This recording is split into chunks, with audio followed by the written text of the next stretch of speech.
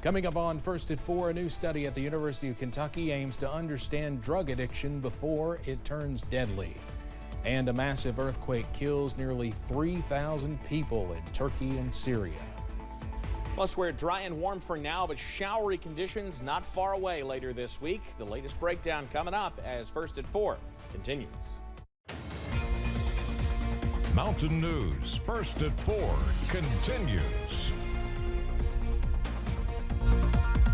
Kentucky has the second highest drug overdose death rate in the United States, right behind neighboring West Virginia, according to the CDC. Now, University of Kentucky researchers want to include those who use drugs or people in recovery to help them further their studies. Kelsey Soto has more about these efforts to expand understanding and awareness while also furthering more scientific research. The significance of this is just letting people know that we're here to support them, whatever that support may look like.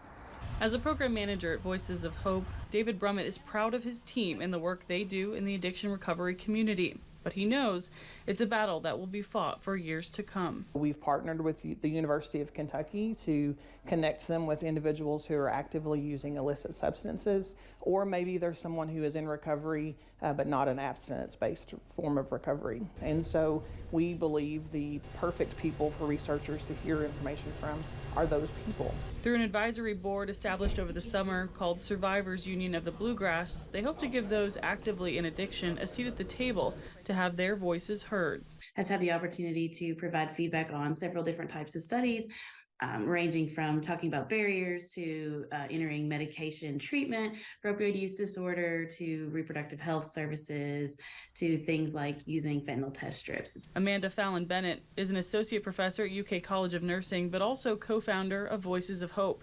She says the working relationship between researchers and those in addiction is what will help fuel and propel a better understanding moving forward.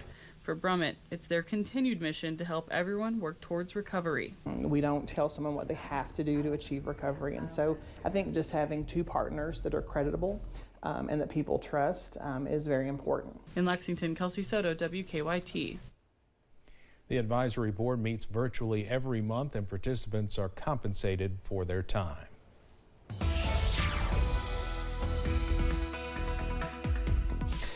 Skies going from sunny to partly cloudy as we head through tonight. We're continuing to watch an increase in clouds work our way ahead of an overcast day tomorrow and showers returning by the middle of the week. Here's the look from UVA Wise right now. Mostly blue skies, but you see those high clouds working in. 48 degrees. A beautiful look at the campus right there. It'll take you out to downtown Somerset, where again those clouds a little bit more, so the sunshine a little bit more filtered out there. They're warmer too. 57 the current temperature. Many of us are in the middle and upper 50s out there this afternoon. Harlan, Jacksboro, even Middlesboro, not far from 60.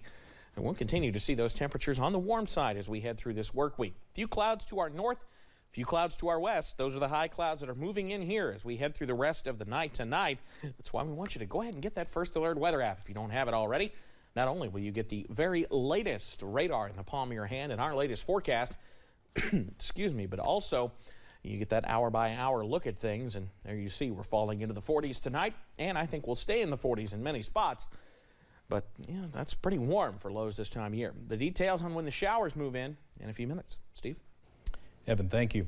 A powerful 7.8 magnitude earthquake struck before dawn Monday in Turkey and Syria, and we've learned that it has actually killed more than 3,000 people.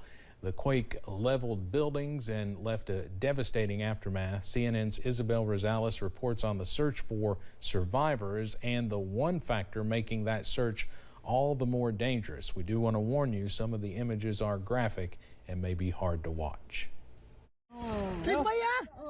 From under the dust and rubble, a small hand reaches out.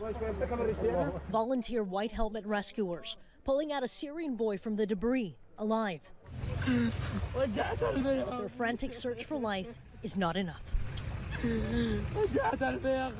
We need help, we need support, from immediate support from anyone who can support us. The catastrophic 7.8 magnitude earthquake collapsing buildings. as people slept in bed. The U.S. Geological Survey predicts the death toll could rise by the thousands based on the location of the quake in Turkey and Syria. It's one of the strongest to hit the region since 1939. We're not ready to deal with something like this. It's bigger than us and bigger than any NGO operating in northwest Syria to handle this disaster.